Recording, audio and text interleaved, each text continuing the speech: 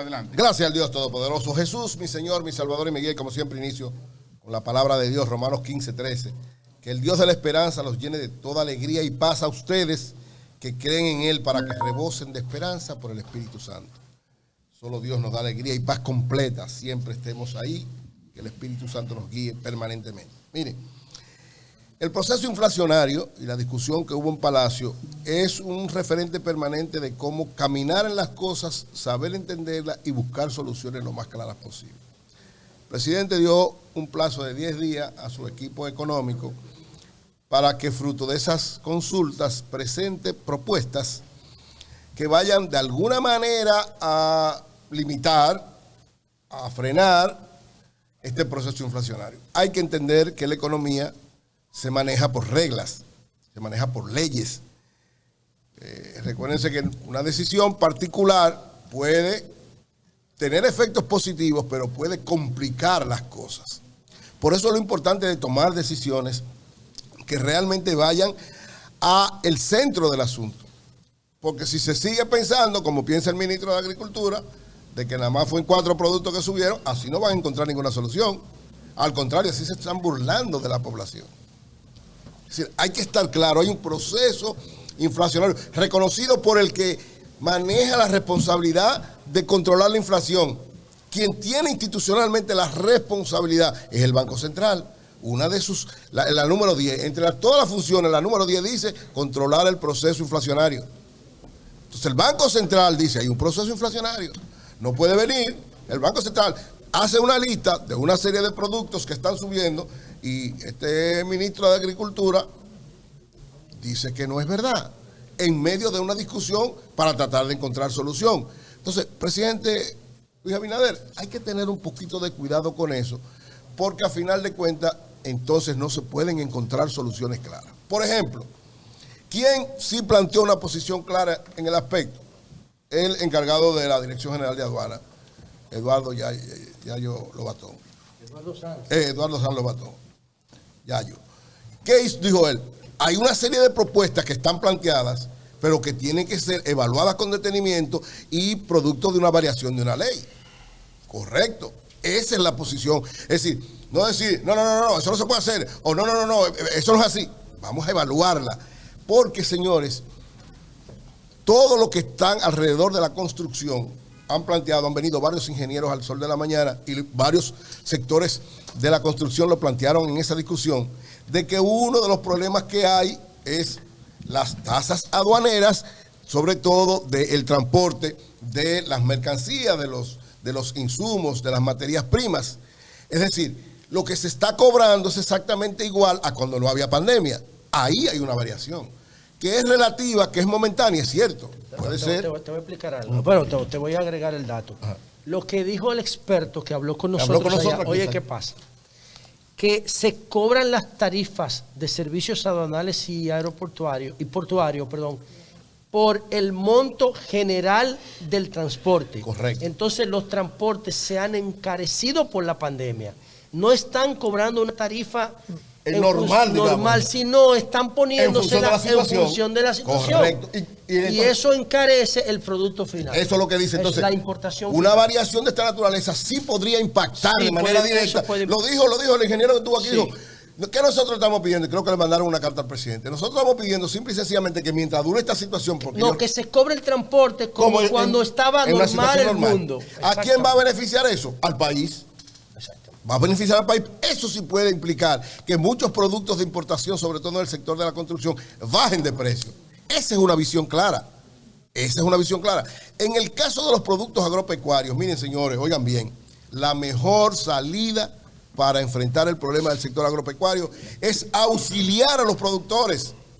No es ni abrir la importación, no es ni ponerse a decir que nada está subiendo. Tú y Julio están atacando a Manuel.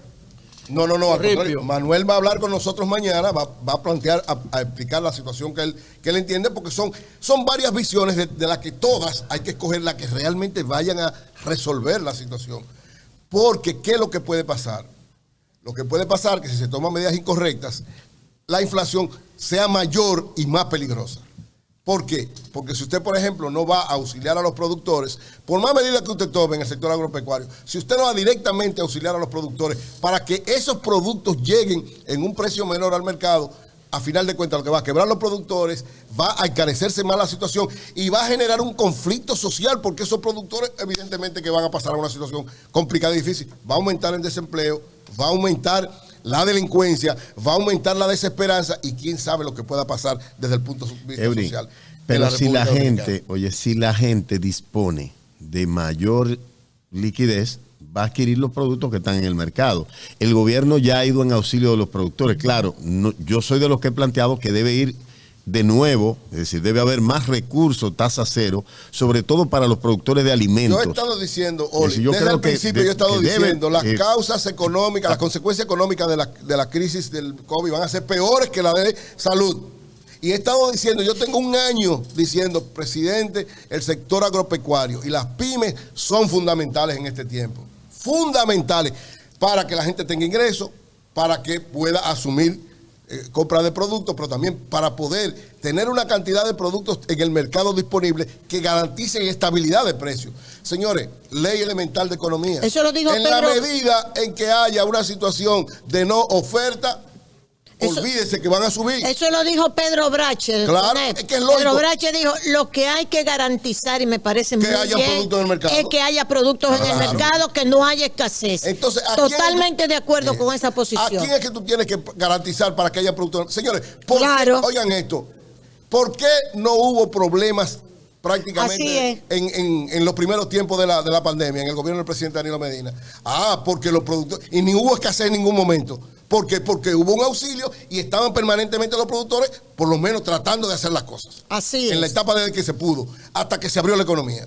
Entonces, por eso es que tenemos que tener un poquito de cuidado. Y el presidente tiene excelentes intenciones, buenas intenciones. Él quiere, el hecho de que haya consultado, yo valoro extraordinariamente, porque una de las características fundamentales de un líder es saber escuchar. El presidente quiere escuchar, pero que una cosa es usted querer escuchar y otra es saber escuchar. Porque hay gente a su alrededor. Es decir, ¿cómo puede ser que un ministro de Economía, Planificación y Desarrollo se atreva a decirle al presidente, y además lo puso a decir porque el presidente lo dijo también, que no hay ninguna causa interna para aumento de los precios? No es verdad. No es verdad, porque si fuera así, la inflación fuera igualita en todos los países del continente americano. Los niveles de inflación son diferentes porque todos estamos afectados por la situación mundial, eso es verdad. Pero dependiendo de la política interna va a ser más alta o más baja. Los que han cometido o han sido acciones menos efectivas tienen un nivel de inflación más alto. Los que han acometido acciones más efectivas tienen un nivel de inflación más bajo. Ustedes ven que Costa Rica no llega a un 3% de inflación y nosotros estamos casi en un 11% y Argentina está en un 18%. ¿Por qué? Porque cada quien tiene políticas internas en función de esa situación internacional para responder a sus mercados internos. Entonces, atención, sector agropecuario, pymes, este asunto de el transporte y aduana, los fletes, una serie de elementos importantes para la construcción.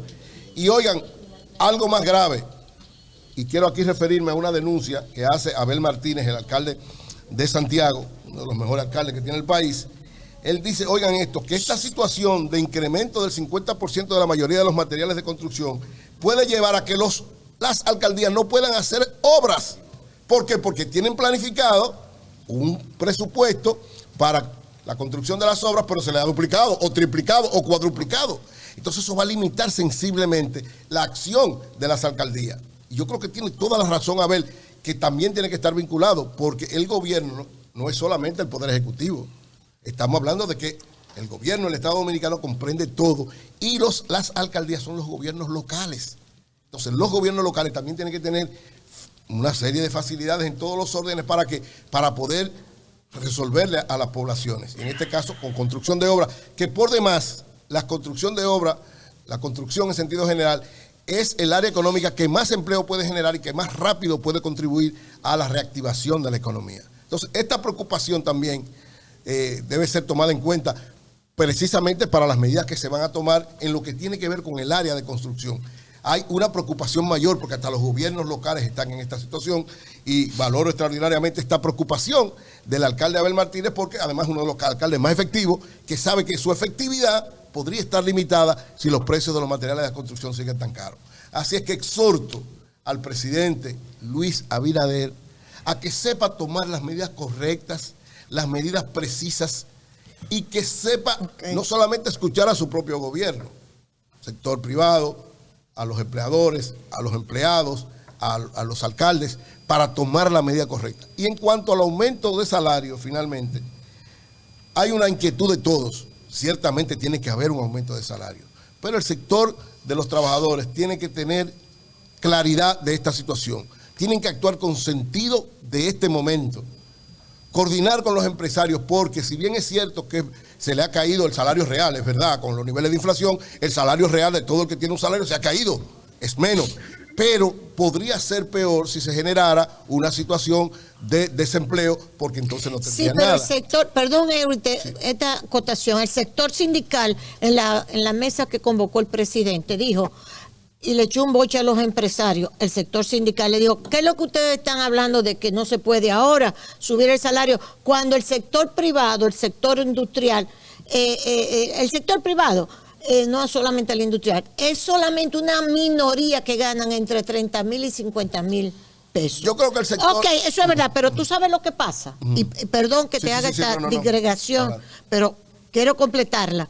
¿Tú sabes qué es lo que pasa? Que el sector sindical nunca en la vida se ha pronunciado sobre la mano de obra dominicana y la dominicanización del empleo. Por eso esos salarios son tan bajos. Esa claque burocrática del sector sindical, que los quiero entrañablemente a todos, los quiero, comenzando por Pepe Abreu, nunca han luchado por la dominicanización de la mano de obra. Y eso es parte de por qué esos salarios son tan bajos. ¿Es así o no es así? Son unos burócratas esos sindicalistas. No hay, donde no hay control migratorio, los salarios son... Finalmente yo le exhorto al sector de los obreros que tengan sentido de la realidad. Es decir, es necesario, ciertamente, pero hay que tener cuidado con los niveles en que se plantea, y además tiene que ser gradual. Es decir, no a todos los sectores usted le puede hacer un aumento de salario ahora mismo en el mismo nivel. Tiene que saberse manejar eso. Así como pedimos sentido de visión clara para el presidente, así pedimos para cada uno de los sectores que sepa bien lo que tiene que pedir, porque es peor para el sector obrero que haya un incremento extraordinario del desempleo a que podamos negociar un aumento salarial acorde a la realidad que estamos viviendo. Bueno, señores, yo quiero, antes de